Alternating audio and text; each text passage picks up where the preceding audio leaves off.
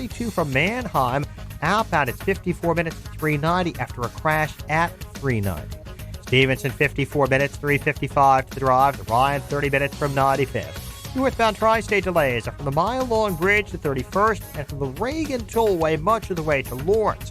That's traffic. I'm Jim Talamonte on AM 560 The Answer. Chicago's Morning Answer continues next. Your official Chicagoland weather forecast from the 1 Hour Heating and Air Conditioning Weather Center. Partly sunny and 60 today.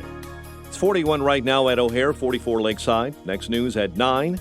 Chicago's Morning Answer with Dan and Amy continues next on AM 560 The Answer. This hourly segment is brought to you by Real Estate Revealed with Randy Barcella, Sunday mornings starting at 8. Let freedom ring this afternoon at 2 with Sean Hannity on AM 560. The Answer.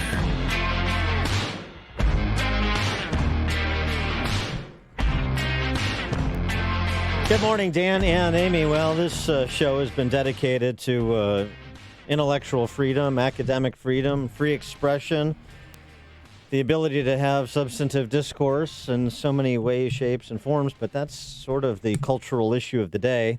And somebody else who has been on the front lines of that debate and battle is Dr. Peter Boghossian, who is a professor of critical thinking science and pseudoscience at Portland State University. He's also a former elected official there.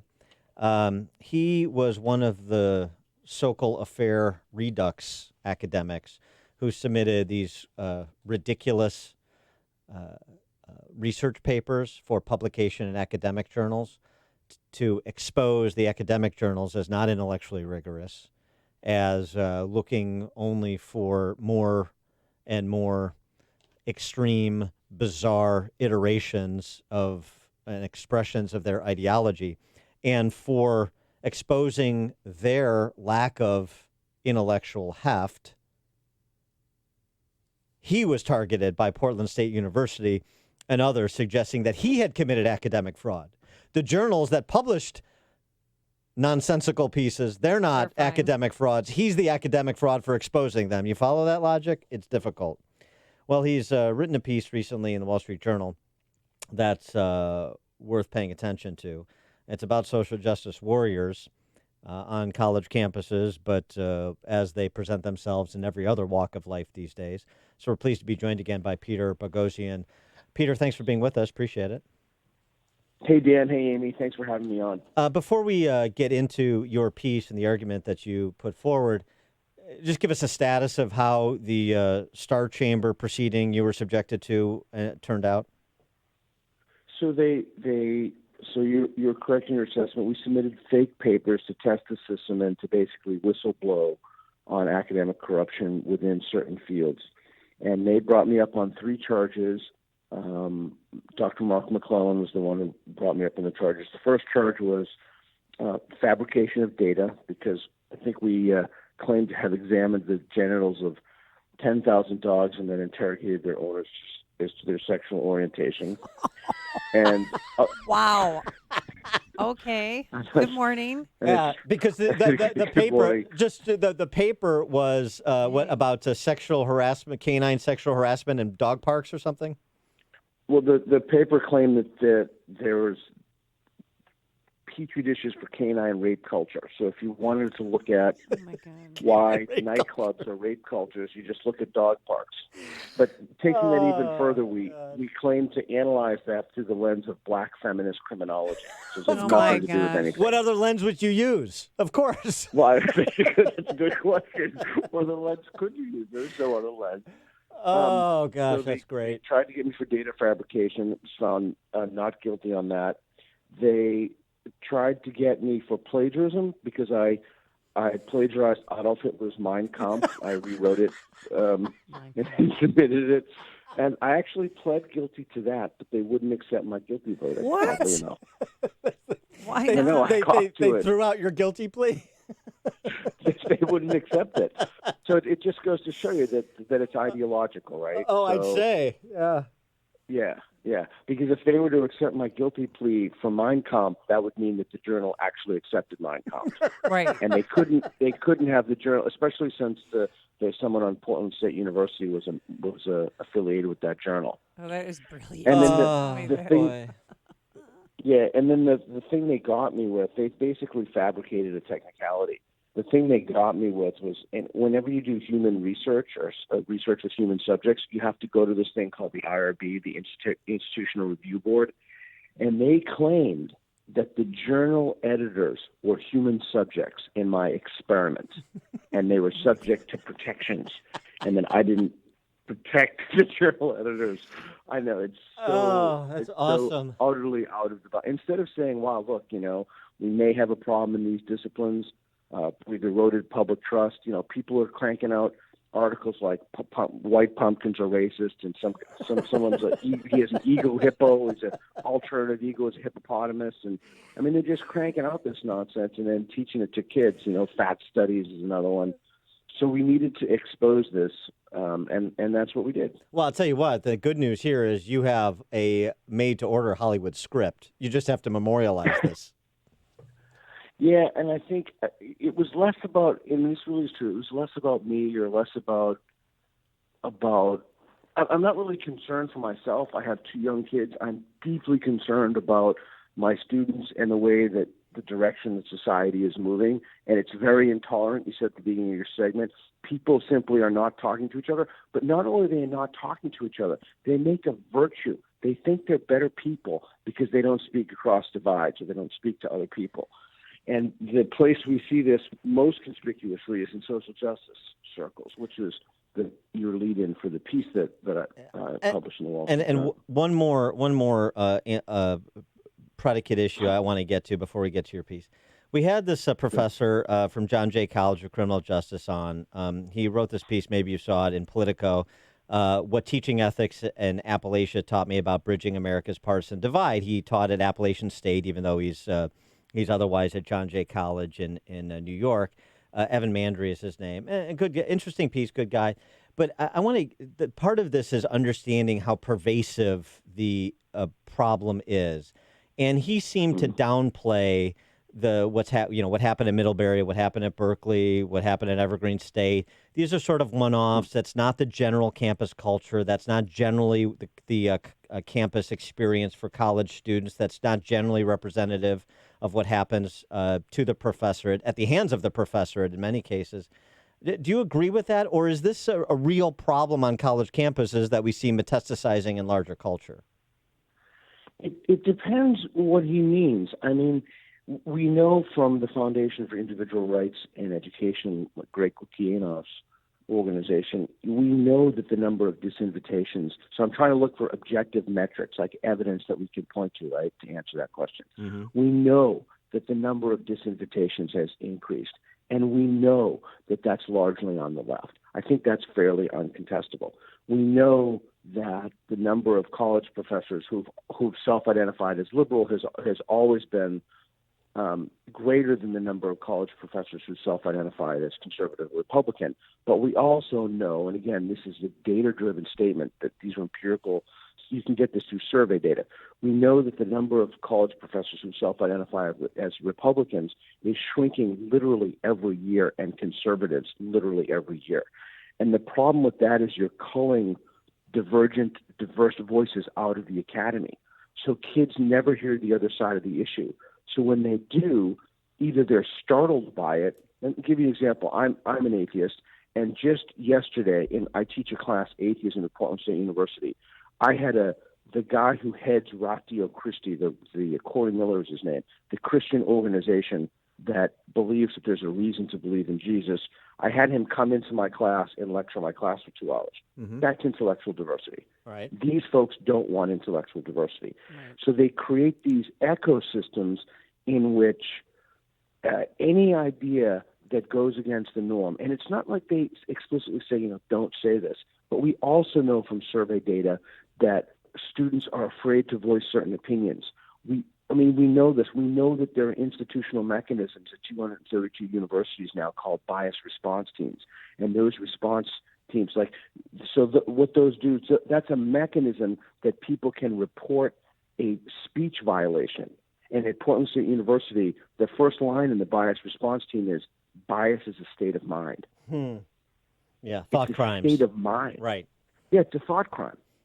Okay, well, let's get to this then. This piece in the Journal about social justice warriors, they won't listen, but you should, is the headline.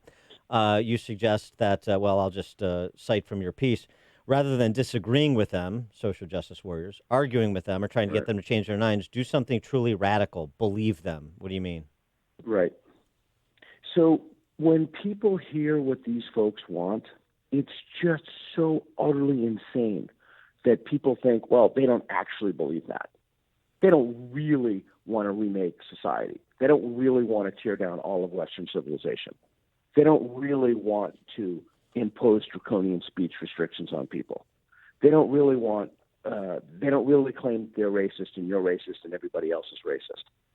They don't really want equity, which is a word very few people understand. It doesn't. It's not equality. It means making up for past historical injustice. They don't really want that. But actually, they do. They believe every single thing they say.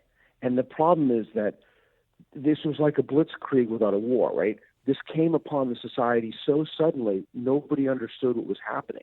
And now it's literally metastasized. It's metastasized into knitting clubs, Dungeons and Dragons. It started in the academy, and it's now seeping out of the academy. Yeah, but but why are they so thick-headed, though, that they can't listen to the other side? How did that morph into itself? Well, they have a whole vocabulary and a moral infrastructure for this stuff. So part of it is called platforming. So they feel that any conversation with somebody who holds a different opinion is platforming them. They don't even want the main theorist, Judith Butler, calls it non-consensual co-platforming. They don't even want articles that they have written next to somebody else's articles with whom they disagree. They're intent. I mean, the point of this is they are intent on silencing opposition. Period. Full stop. You are correct, and I want to say this is extraordinarily important. They don't just want your freedom of speech. They want your cognitive liberty. They want your ability. They want to rob you of the ability to think the way you want to think, to pursue your own truth. They want you to apologize for immutable characteristics that you have. If you're male, if you're privileged, if you're cis, if you're white. And they are cranking out this stuff in the university systems. They're making journals. They're pointing to articles in their own journals as evidence for the insanity that they believe. And they're teaching our kids this. And we see it throughout the society. Do you see this as basically a convert or die movement? I mean, almost with religious ferocity, convert or die. It is. It's a religious movement, but it's not convert or die. It's convert or be banished. It's convert or be shamed. And the conversion is exactly what it is. And so, you see this on social media. You see banning. They have even cancel culture now. Cancel culture is like when you boycott a culture. They also try to do things. You've heard about microaggressions, right? Sure. Yeah. So they also have this thing that you'll be hearing about very soon if you haven't already. Have you heard about an inclusive space? No. Okay. You sound depressed. I know what the buddy bench is, but part of this is they're always moving. So Right. they're on to the next next constriction of your liberty. You think that microaggressions and safe spaces, and we just laugh it off. Speech codes 25 years ago, and we laugh it off. What you have to say, the newspeak that you have to use, and so on and so forth. But now they're on to the next thing, the next restraint. Yeah, so the next restraint they use is, and again, it's like, think about the feeling that you get when you hear social justice. It's like it's a good thing. Who would be against social justice? Inclusion. And a synonym for inclusion would be welcoming. Well, who doesn't want to be welcoming? I want to be welcoming. You want to be welcoming. Everybody wants to. Diversity is another one. Well, who doesn't want diversity? What kind of lunatic would be against diversity? Everybody wants people who are black and gay and white or midgets or what. Everybody wants everybody of different immutable characteristics to feel comfortable in a space. Like every sane, decent human being should want that. But that's not what they're advocating. So an inclusive space is one that restricts speech. And it's one that restricts speech specifically to make people feel comfortable. If speech were not inclusive, people would not feel welcoming and comfortable. So speech has to be restricted in certain spaces. So what that speech is usually revolves around identity level issues with race and gender. And now it's particularly with trans issues. Let me ask you a So question. it's another way to. I'm sorry. Go ahead. No, I get it. It's another, compulsory unification of opinion. And dissent is violence. Dissenting speech is violence, and so thus the inclusive space. That's right. And so, for example, I took major flack because even though, again, I'm an actual liberal, right? So even though I am pro-choice personally, there was a group on campus, I think it was a Christian organization, and they wanted to show pictures of aborted fetuses in the Commons. And I stuck up for them because I think they have every right to do that. And if somebody is just too fragile that they can't see the picture of an aborted fetus, maybe they should be under professional help. I mean, maybe the college seriously isn't the right place for them. And so we have to create systems in which we don't privilege certain viewpoints, especially in the academy. So, I'm very honest with people and I'm very open when I teach with them what my views are, and I do my best to have people come in on all sides of the aisle. But the reason for that is that when you hear the word diversity, what they actually mean is intellectual homogeneity. They want everyone to have the same opinion. And if you happen to be black, for example, and you have an opinion they don't like, then they'll call you a coconut, right? White on the inside, black on the outside, or a race traitor, or an Uncle Tom, as happens to Fazil Muhtar and Majid Nawaz and all these folks. So we have an extraordinarily serious problem, and people are looking at it just from the point of view of freedom of speech, and that's not wrong. But it's not the deeper problem, which is cognitive liberty and creating, literally engineering spaces in the university system to prevent people from viewing opinions or even listening to opinions that don't conform to their orthodoxy. He is Peter Boghossian, professor of critical thinking, science, and pseudoscience at Portland State University.